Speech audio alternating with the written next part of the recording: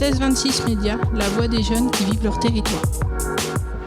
On retrouve Odile Brostin, agent de Pôle emploi à Saint-Lô. Comment Pôle emploi aide les jeunes à devenir artisans? Bonjour, au sein de Pôle emploi, on peut accompagner les personnes qui souhaitent devenir artisans. Soit le projet est déjà construit, la personne sait ce qu'elle veut faire. Donc dans ce cas-là, on accompagne vraiment sur la finalisation du projet. Ça va être aussi par le biais, comme on parlait tout à l'heure, du stage à la création d'entreprise, que l'on peut faire avec la chambre de métier, qui est indispensable.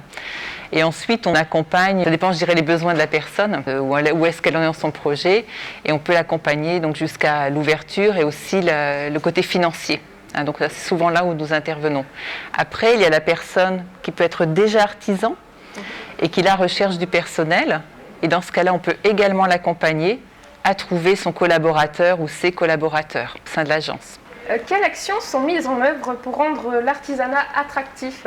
On agit vraiment avec chaque personne qui a le souhait ou pas, d'accord, de faire découvrir les métiers de l'artisanat. Les métiers de l'artisanat, c'est 250 métiers, donc c'est énorme. Ce sont des métiers du quotidien que l'on connaît, comme le boulanger, la coiffeuse, mais ça va aussi sur des métiers que l'on connaît beaucoup moins et que l'on peut avoir cette appétence, je dirais, envie de faire pour accompagner soit la personne, elle demande à l'entreprise de venir ce qu'on appelle faire un stage de découverte pour voir si ça peut lui convenir. Donc ce que nous appelons des périodes d'immersion. Pendant un moment donné, je vais m'immerger avec un entrepreneur, un artisan. Ça peut être cette première solution. Ou bien ça peut être aussi de pouvoir faire de la formation, d'accompagner sur de la formation, de découvrir le métier. Souvent ça passe par la période d'immersion, puis après t'ouvrir l'organisme de formation. Mais enfin, ça peut être aussi lorsque il y a les offres d'emploi, puisque c'est un métier, ce sont des métiers qui sont très porteurs, qui sont très demandeurs de compétences et de candidats.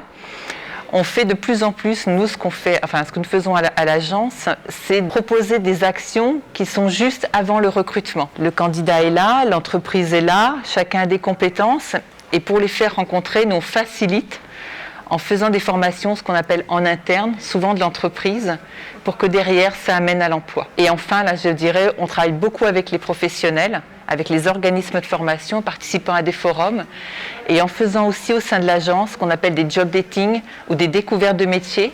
On fait venir des professionnels et on fait venir des candidats, donc on envoie beaucoup de mails, de SMS aux demandeurs d'emploi et à tous, pour qu'ils puissent venir rencontrer au sein de nos locaux ou dans des entreprises. On fait aussi beaucoup de visites d'entreprises pour que chacun puisse se rencontrer et découvrir à terme pouvoir être dans ces métiers. L'artisanat a-t-il de l'avenir?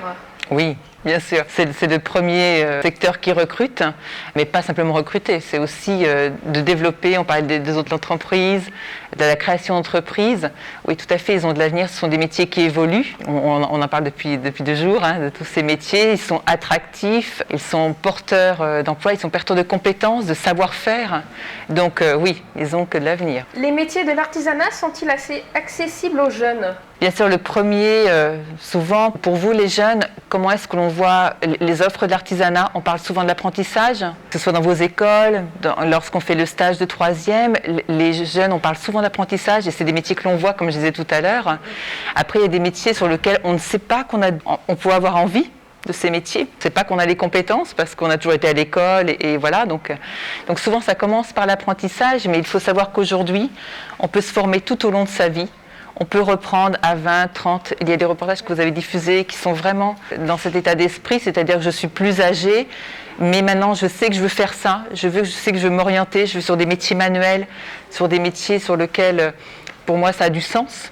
Beaucoup de personnes reviennent aussi vers cela, mais déjà ça peut commencer par l'apprentissage et continuer aussi vers des formations très très qualifiantes. Bien, merci d'avoir répondu à nos questions. 26 Média, la voix des jeunes qui vivent leur territoire.